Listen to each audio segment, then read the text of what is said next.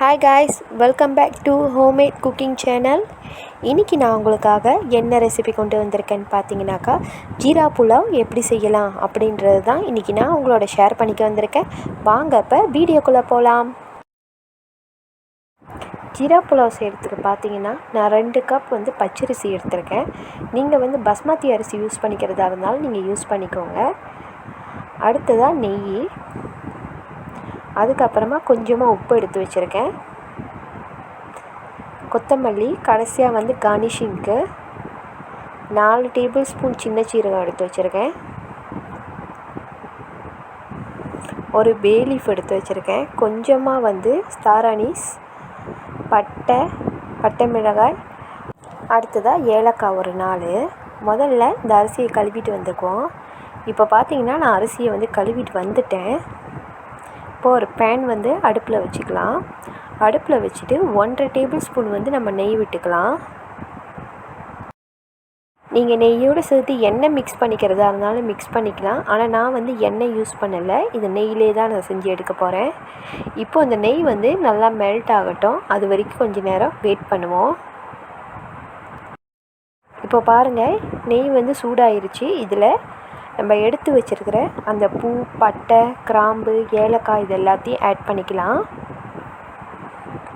அதுக்கப்புறமா dry chilli add பண்ணிக்கலாம்.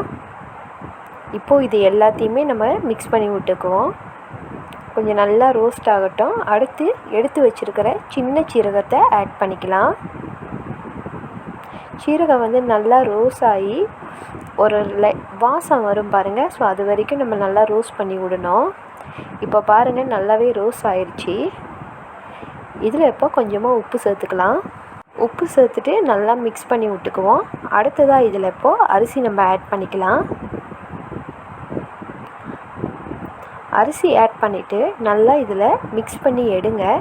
அந்த தண்ணிலாம் நல்லா ட்ரை ஆகணும், அது வரைக்கும் நம்ம மிக்ஸ் பண்ணி விட்டுக்கலாம். ரொம்ப ப்ரெஷர் கொடுத்து மிக்ஸ் பண்ணாதீங்க, லைட்டாகவே மிக்ஸ் பண்ணி விட்டுக்கோங்க. இப்போது இதில் கொஞ்சமாக ஃபுட் கலர் ஆட் பண்ணிக்கிறேன். ஃபுட் கலர் ஆப்ஷனல் தான், உங்களுக்கு வேணும்னா நீங்கள் ஆட் பண்ணிக்கோங்க, இல்லைனா பரவாயில்ல. நான் நல்ல ஒரு கலர் கொடுக்குன்றதுக்காக ஃபுட் கலர் இதில் ஆட் பண்ணிக்கிறேன். இப்போது இதை நம்ம ரைஸ் குக்கருக்கு ட்ரான்ஸ்ஃபர் பண்ணிக்கலாம்.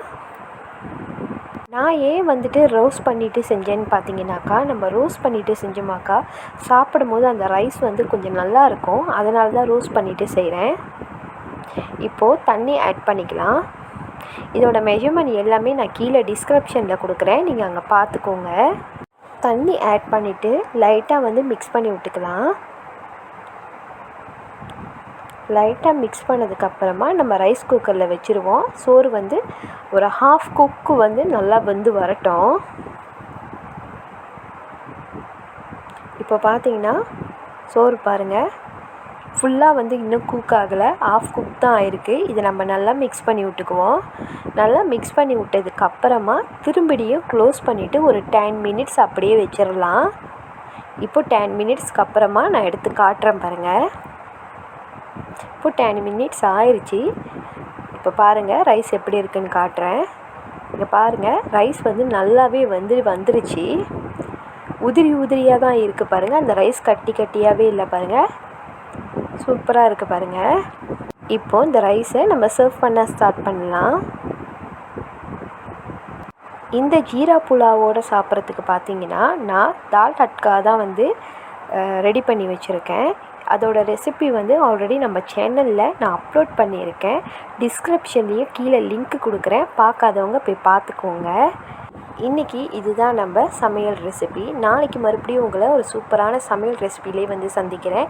இன்றைக்கி மதியம் 2 மணிக்கு பார்த்தீங்கன்னாக்கா சூப்பராக நம்ம சேனலில் ஃபுட் சேரிட்டி செஞ்சோம் ஒரு 15 பேர்த்துக்கு. அதோட வீடியோ நான் அப்லோட் பண்ணியிருக்கேன். அந்த வீடியோவை தயவு செஞ்சு மறக்காமல் பாருங்கள். பார்த்துட்டு உங்கள் கமெண்ட்ஸ்களை எனக்கு தெரிவிங்க. நன்றி guys, bye and take care.